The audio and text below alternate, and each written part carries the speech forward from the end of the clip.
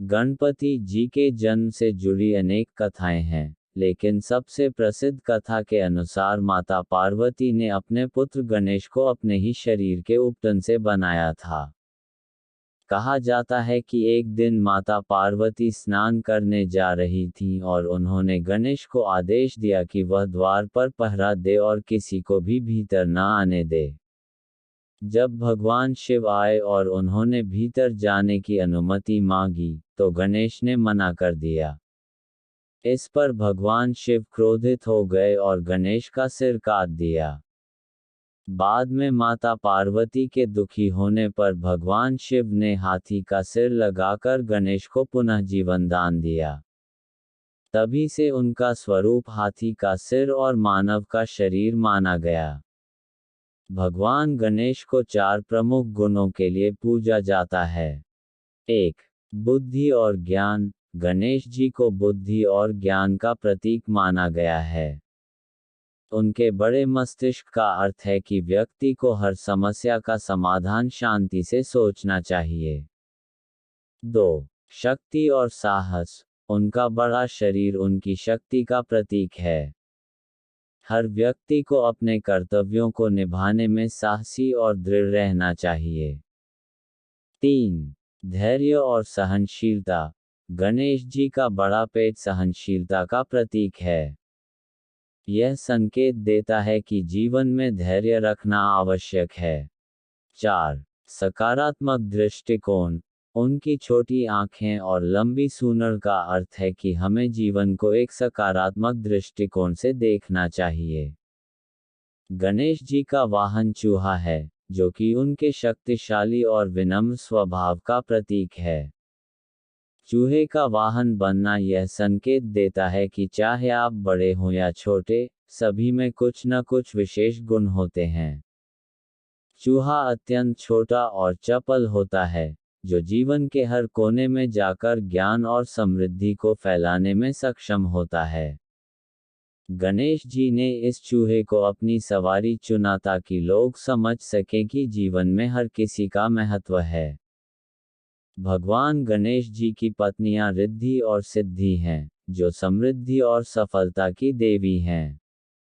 उनके 2 पुत्र शुभ और लाभ हैं, जो जीवन में शुभता और लाभ प्राप्त करने का संकेत देते हैं। गणेश जी के साथ रिद्धि और सिद्धि का होना यह बताता है कि व्यक्ति के पास बुद्धि, ज्ञान और सहनशीलता के साथ साथ समृद्धि और सफलता भी होनी चाहिए ताकि वह संतुलित जीवन व्यतीत कर सके। एक अन्य प्रसिद्ध कथा के अनुसार एक बार परशुराम जी भगवान शिव के दर्शन के लिए कैलाश पर्वत पर गए।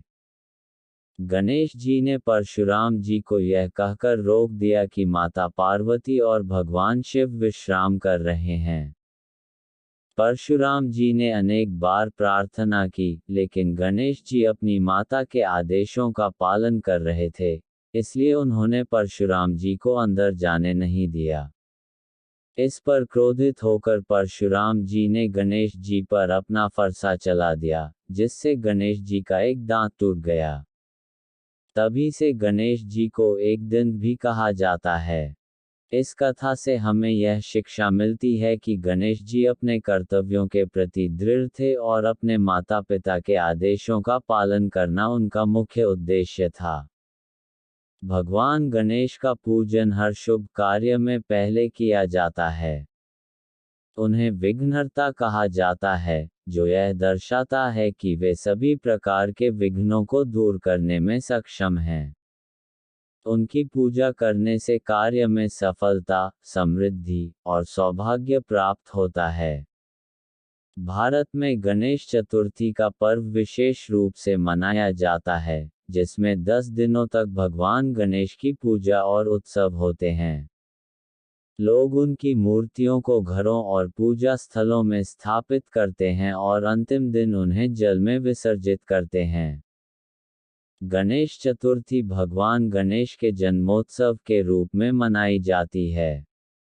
इस पर्व पर लोग बड़े धूमधाम से भगवान गणेश की प्रतिमा की स्थापना करते हैं और उनके जीवन से जुड़ी कहानियां सुनाते हैं। गणेश उत्सव का अंतिम दिन विसर्जन का होता है, जिसमें भगवान गणेश की प्रतिमा को नदी या समुद्र में विसर्जित किया जाता है। यह प्रक्रिया इस विचार का प्रतीक है कि भगवान गणेश हमारे जीवन से विघ्न दूर करने के बाद वापस कैलाश लौट जाते हैं। एक और प्रसिद्ध कथा में भगवान गणेश और उनके भाई कार्तिकेय के बीच श्रेष्ठता की परीक्षा होती है। भगवान शिव और माता पार्वती ने दोनों को पृथ्वी की परिक्रमा करने का आदेश दिया और कहा कि जो सबसे पहले परिक्रमा कर वापस लौटेगा, वही श्रेष्ठ होगा। कार्तिकेय अपने वाहन मोर पर बैठकर परिक्रमा के लिए निकल पड़े। गणेश जी ने अपने माता पिता को ही अपनी पूरी दुनिया मानकर उनके चारों ओर 3 बार परिक्रमा की और वापस लौट आए। माता पिता ने उन्हें विजयी घोषित कर दिया। इस कथा से यह शिक्षा मिलती है कि ज्ञान और विवेक से हर कार्य में सफलता प्राप्त की जा सकती है। गणेश जी के 4 हाथों में विभिन्न अस्त्र शस्त्र हैं, जिनका विशेष महत्व है। पहला हाथ, इसमें वे अंकुश धारण करते हैं, जो हमें यह बताता है कि जीवन में कष्टों को दूर करना आवश्यक है। दूसरा हाथ, इसमें पाश है, जो व्यक्ति को अपने कर्तव्यों से बांधने का प्रतीक है। तीसरा हाथ, वर मुद्रा में होता है, जो आशीर्वाद का प्रतीक है। चौथा हाथ, उसमें वे मोदक, लड्डू रखते हैं, जो उनकी प्रिय मिठाई है और प्रसन्नता का प्रतीक है। गणपति जी की उपासना करने से व्यक्ति को अपने जीवन में आने वाली कठिनाइयों का समाधान प्राप्त होता है। गणेश जी की पूजा से जीवन में बुद्धि, विवेक और शक्ति का विकास होता है, जो व्यक्ति को आत्मनिर्भर बनाता है। वे अपने भक्तों को समृद्धि और सफलता का आशीर्वाद देते हैं। उनके बिना कोई भी कार्य अधूरा माना जाता है। भगवान गणेश की कथा हमें उनके जीवन से अनेक शिक्षाएं देती है। चाहे वह उनके जन्म की कथा हो, कार्तिकेय के साथ उनकी स्पर्धा हो, या फिर परशुराम जी के साथ उनका प्रसंग, हर कहानी में हमें गणेश जी के धैर्य, साहस और कर्तव्यनिष्ठा की झलक मिलती है। उनके चारों ओर का वातावरण हर व्यक्ति के जीवन में एक सकारात्मक संदेश देता है।